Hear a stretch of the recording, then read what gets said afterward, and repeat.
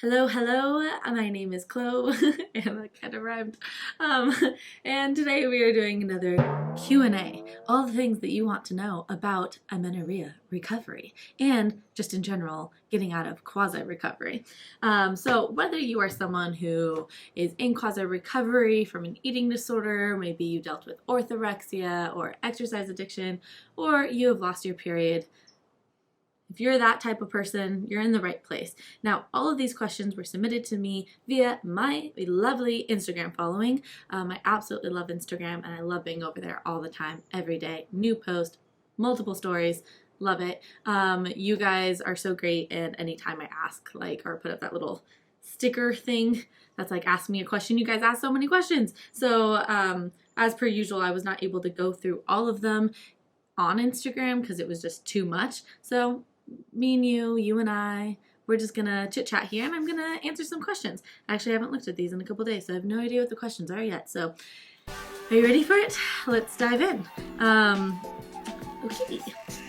I can't remember if I had a topic. I don't think I did. I think it was just questions. So these might be random. Okay. How to deal with guilt when eating out? Does getting takeout sacrifice health?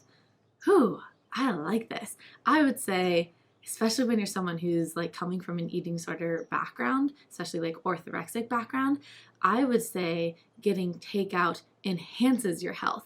Why would I say that? I would say it enhances your health because it helps you become more free with food. It helps you feel normal with food. Everyone goes out. It's a very sort of joyous experience. It's Friday night. You're with the girls. You guys dressed up. You're wearing heels. You did your hair. It's fun, right? And those type of things benefit our health.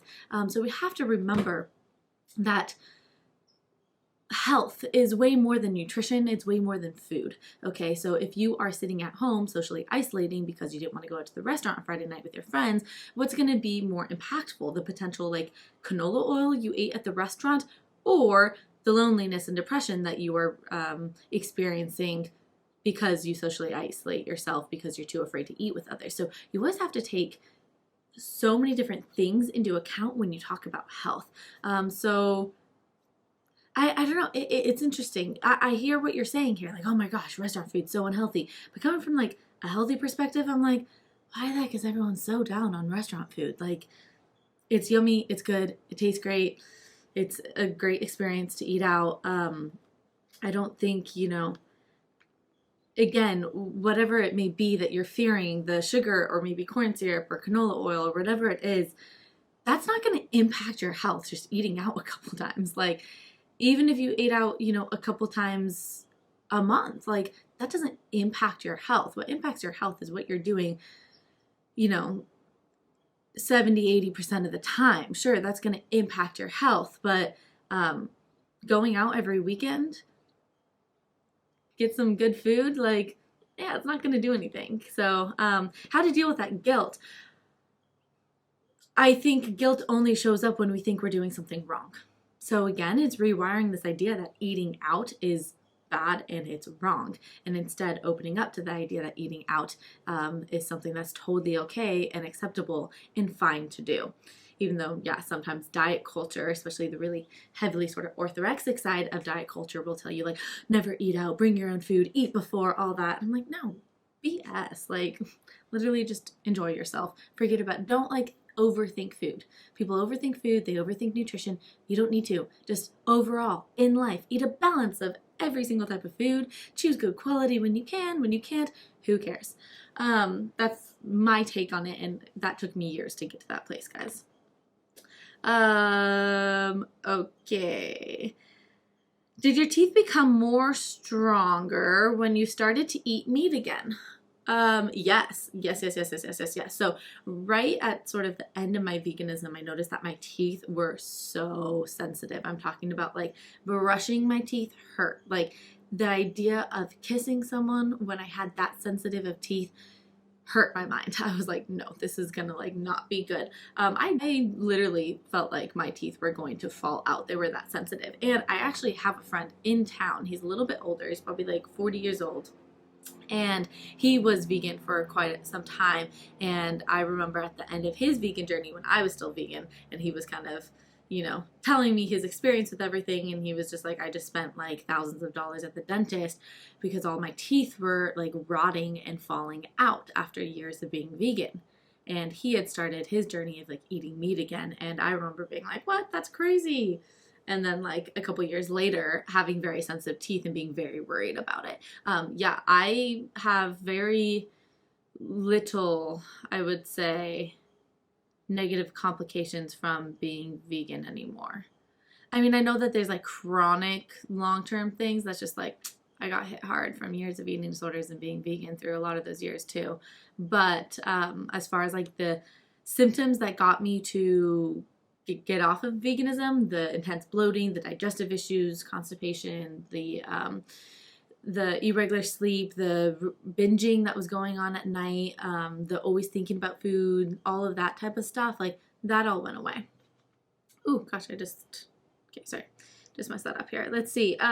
Next question. Is exercising 3 to 4 times a week fine in HA recovery? So here's my thing, guys. I'm creating my course right now, the Get Your Flow On course, and I'm super excited about it. If you've not heard about it, I definitely recommend going onto my website, reading up a little bit about it, and signing up for the waitlist because you're going to get $100 off when I finally come out with it, which is probably sometime in September. I'm thinking like September 15th is like a beautiful number for this course to be let out. But I'm going through a whole exercise section. What I think about exercise, what you should be doing in terms of, you know, HA recovery and exercise, how to add exercise back in.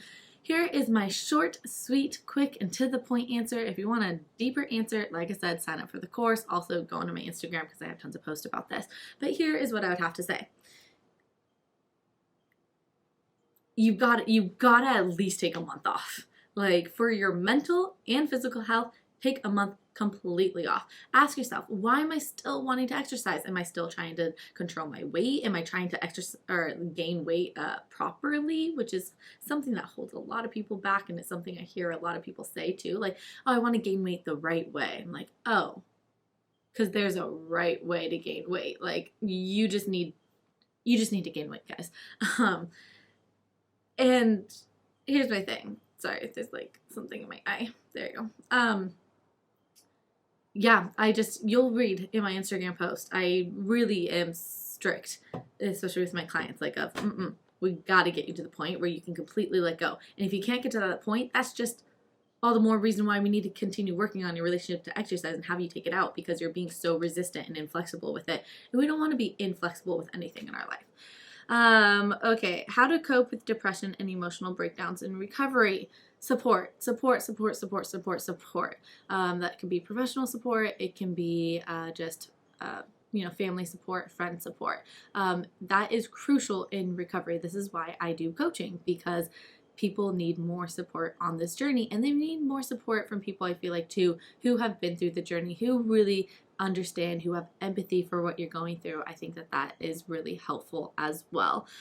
So this is hard. Give yourself a break. This isn't easy. Recovery is for the courageous, and sometimes having those emotional breakdowns are very cathartic, and they really help us release, get rid of those energies, and move on. So I would say, if you're having those breakdowns, have those breakdowns, let it get it all out of you, and then call in all of the goodness and keep going on your path forward.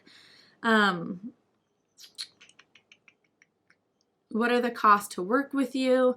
Yeah, so I am kind of weaning off of working one-on-one with people because I just want to get everyone through my course, because let's be real, the work that I do with my clients, like I would say a good 80% of it is just like, I repeat myself. So I figure put it all in a course. If people from there who have been through the course want to work one-on-one with me, then I will do that. But I think I'm going to have to start making, not have to, but I'm going to start making the course a prerequisite to working one-on-one with me, just because there's going to be so much valuable information in there. I think you're going to be able to get pretty much everything you need just from the course. But I still am taking a couple clients. So I usually work with people for a minimum of 4 months. That way we can actually start really working through all of these things. And then we work together either bi-weekly or weekly. That's just dependent on the person, where they're at, what they need. Sometimes we start weekly and then we move to bi-weekly. yada yada. So the cost for a month of coaching of just bi-weekly sessions and then support via the Google Doc. After every session, I write down tons of notes and resources and thoughts, and we're continually just like talking via the Google Doc that I share with us. It's $315 a month. So I try to give as much as I can for what I think to be a really good price, because if you go into a treatment center, it's like $5,000 a day. So yeah, just putting that out there. If you want to do coaching, the best thing is to send me an email, contact.flowwithchlo@gmail.com. That's all down below. Okay, I had a bunch of other little question things here. Oh yes, here it is. I found them, guys. Oh gosh. Okay. Does COVID vaccine affect HA recovery?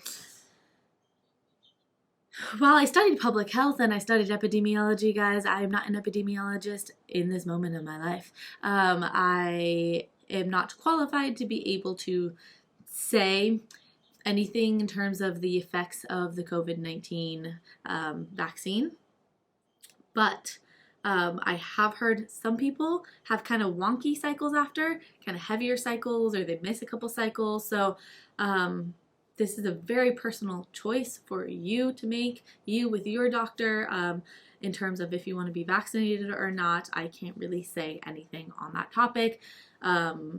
And then you got to ask yourself, well, then what's worse, getting COVID or continuing, like maybe, you know, having regular cycles for a bit, yada, yada. You got to weigh out those pros and cons. I'm sorry, I can't really say too much more. Yeah. Do research, like try and see if you can find other women talking about their experience and what happened with their period. And yeah. So I overconsume ED and HA recovery content, but I struggle to take action. Any tips? Oh yes, I love this. Okay. One, I get it. And two, this is often the first step. Like, you really just gotta start listening to it and get in the mind space, start hearing it. Like, it took me so many times to hear that I needed to take exercise off until I finally took exercise off. And this is when I knew everything. And by that time, I knew all the science. I was like, yes, I understand why I need to take exercise off.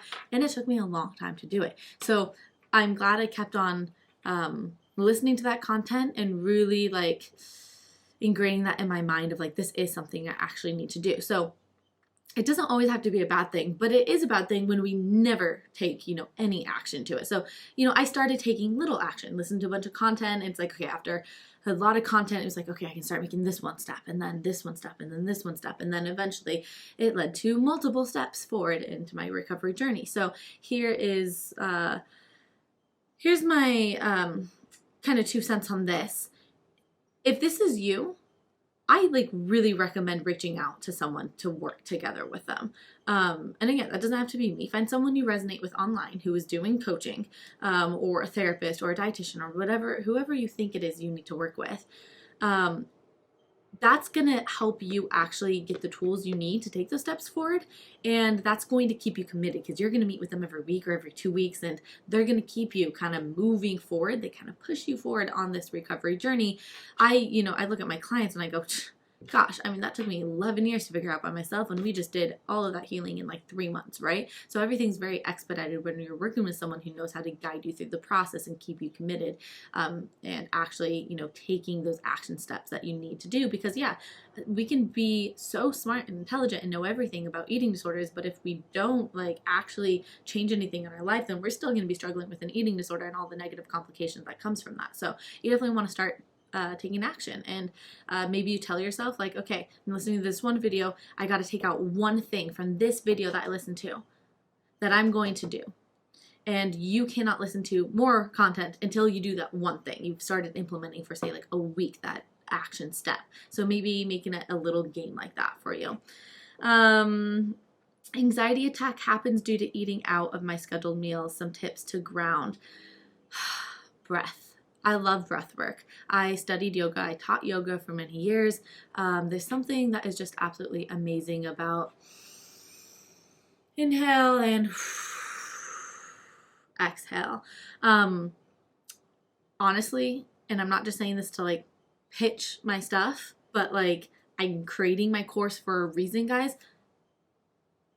All those tools, like how to reduce anxiety around eating, how to calm the nervous system down, all that stuff how to feel more grounded, feel more connected. All that stuff's going to be in my course. Visualizations, meditations, breath work, all of that stuff. So again, I just would recommend signing up for the course because that's probably going to be really helpful for you if you're dealing with this type of stuff.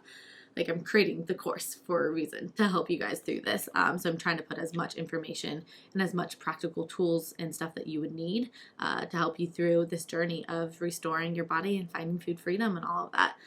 After going all in, how long did it take you to get your period back? It was like August to January 1st. So 5 months, roughly. All right, next one here. What to do when you've done all the things for a year, no exercise, etc., and still no period?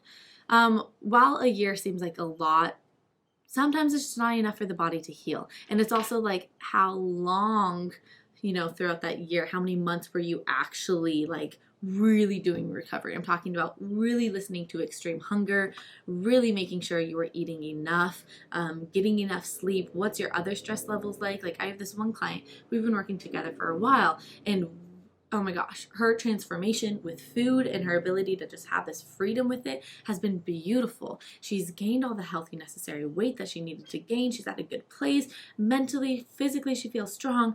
She hasn't gotten her period back. And it's been now like over a year.